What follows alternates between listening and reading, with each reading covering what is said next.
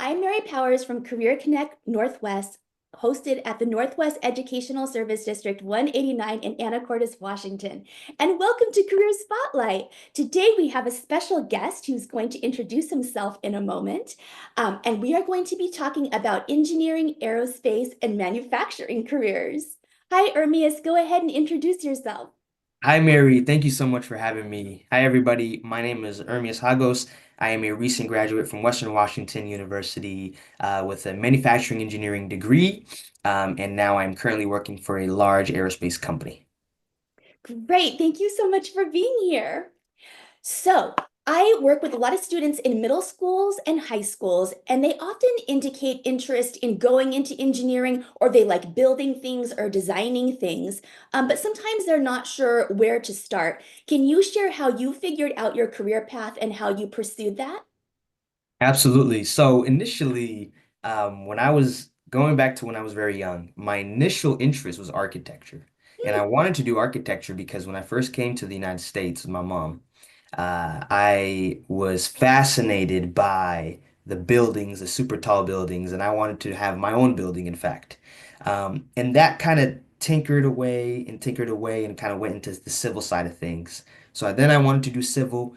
There's a big Hammerman statue in downtown Seattle, for anyone that knows, and I always wondered how that worked. And because I always wondered how that worked, I wanted to get into the construction. How is this constructed? How is it maintained? How do they do it? What tools do they use to get it up there? What is that system? So that was the civil side of things. Once I got into Western Washington University, number one, I realized that they didn't have civil. And I was like, oh, they don't have civil? Okay, so what do they have? And from the options that I had, they had electrical engineering, manufacturing, plastics, and industrial design. I looked into all of them. And what I realized was that manufacturing engineering seemed to me to be the most broad, that brought in other branches of engineering, like mechanical, like electrical, like industrial, and kind of brought it together. And so manufacturing engineering was my choice then because of that broadness and the fact that it dealt with the different manufacturing processes and how to produce goods. It dealt with the quality side of things. There's quality engineering involved. There's the electrical side of things, how things are produced. There's the tooling side of things too, right? Designing tools, how to make tools best, how to make them, ergonomically fit for somebody, and all that. So manufacturing engineering really looked very appealing to me after a while because I knew I was going to get the most out of it and other branches of engineering. Yeah, that sounds like the best of everything, right? You're going to combine all these things together. Certainly. Yes. What kind of skills could a high school student or even a middle school student learn to be competitive engineering, or what kind of projects could they work on now? It's a great question, and I love it. And this is a question for me too. What the things that I wish I did when I was younger. If you and your parents have the opportunity, the resources, the availability to do it, and even going to the library to do it, definitely tinker with 3D printing machines. That is something that we used in many of my projects during school. Get them, learn them, design something really cool. If it's a Lego car, if it's something, anything cool that you've always wanted to do, definitely tinker with that. A big platform that we use to design things on the computer was called CATIA, as well as SolidWorks. And so there's a lot of AutoCADs out there. There's a lot of, and CAD stands for computer aided design. There's a lot of free software out there on the internet that you can use to design a house, to design a building, something simple like that, and just drawing that. So if you have that opportunity in your free time outside from school, definitely spend time playing around with that, messing around with that. Compete with your friends, see who can build the biggest house or the coolest car, whatever. Definitely do that, as well as making sure that you are pairing yourself with someone that, let's say, it might be a family member that has those skills and saying, hey, uncle, hey, dad, hey, brother, sister, whatever it is, what things have you done in the past? And they can even help you out with those things, such as 3D printing, such as the AutoCAD, such as other things that you can use. Yeah, that's a great idea. And I think also clubs and things like that at school. I know sometimes the robotics club, like they'll get involved in 3D printing too. Yeah, Maybe they have access to those 3D printers. So sometimes that can be a good place to start too. 100%. Absolutely. Yeah, just getting involved and trying all these things can be Yeah. a lot of fun. Yeah, yeah. Involvement is definitely key. Like definitely, you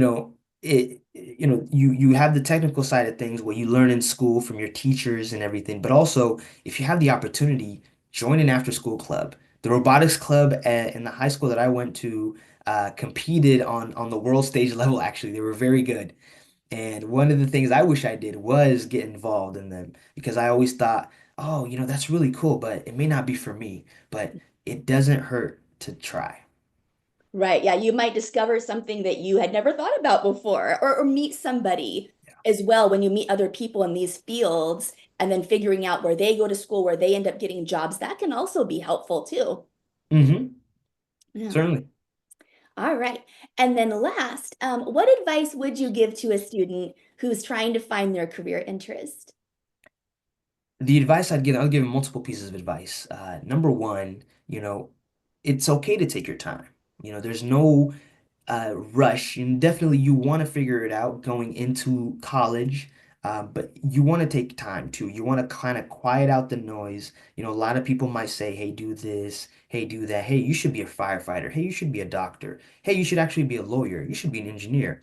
Whatever it is, take the time to kind of figure out, what makes you tick a little bit and what makes you really interested. Um, the second part of that is kind of what I already referenced is, find those interests that you may have. Let's say if you really, really want to be an engineer, if there's an engineer in your family at like a Christmas party or whatever it is, or whenever you see them next, ask them some questions. There's no such things as dumb questions. So always be willing to ask them questions and say, hey, what is engineering? What kind of engineering do you do? What does your day-to-day look like? Okay, what things do you use? The next thing I would say is, and this is a balance that we should do. You want to really take time to know your interest, but then also pick something that interests you, that excites you, but at the same time that has a good job opportunity out there, right? Some things are maybe best left as a side hustle or something that may not be a career, and that's okay. But you want to pick something that excites you and makes you proud to go to work and do it every day, but at the same time, you can find a job for it.